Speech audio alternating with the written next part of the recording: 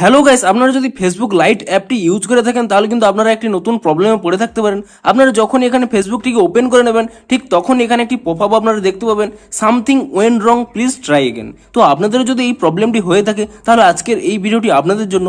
আপনাদের কয়েকটি স্টেপ জানাবো, আপনারা সেই স্টেপগুলি ফলো করে নিন, তাহলে কিন্তু আপনাদের এই প্রবলেমটি ইজিলি সলভ হয়ে যাবে। তো কি সেই স্টেপগুলি তা জানার জন্য পুরো ভিডিওটি অবশ্যই দেখতে থাকুন। হ্যালো গাইস, আমি সৌরভ, আপনারা দেখছেন ইস্যু টেক। চলো শুরু করা যাক।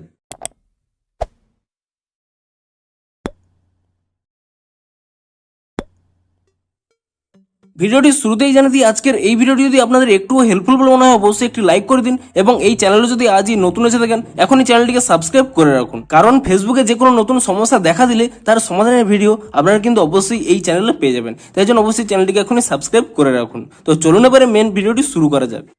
তো আপনাদেরও যদি ফেসবুক লাইটে এখানে এরকম প্রবলেমটি শো করে something went wrong, please try again, তাহলে আপনারা কি করবেন, এখানে প্রথমে ফেসবুক লাইট অ্যাপ থেকে এখানে ব্যাক করে নেবেন, এবং তারপর এখানে ফেসবুক লাইট অ্যাপটিকে এখানে ট্যাব এন্ড হোল্ড করে নেবেন, এবং তাহলে এখানে একটি অপশান পেয়ে যাবেন অ্যাপ ইনফো বলে।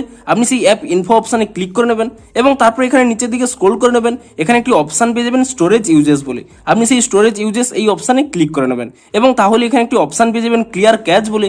আপনি সেই ক্লিয়ার ক্যাচ অপশানে ক্লিক করে নেবেন, এবং তারপরে আপনারা এখান থেকে ব্যাক করে নেবেন, এবং আপনাদের মোবাইল থাকা প্লে স্টোর অ্যাপটিকে ওপেন করে নেবেন, এবং প্লে স্টোর অ্যাপটিকে ওপেন করে নিয়ে আপনি এখানে সার্চ করে নেবেন ফেসবুক লাইট বলে, এবং ফেসবুক লাইট বলে আপনারা সার্চ করে নিয়ে আপনি এখানে চেক করে নেবেন যে ফেসবুক লাইটের কোনো নতুন আপডেট এসেছে নাকি।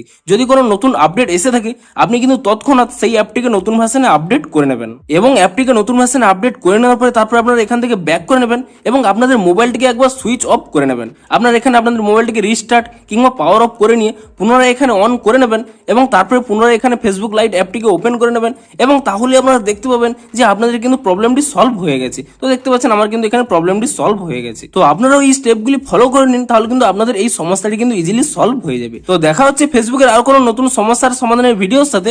Thanks for watching.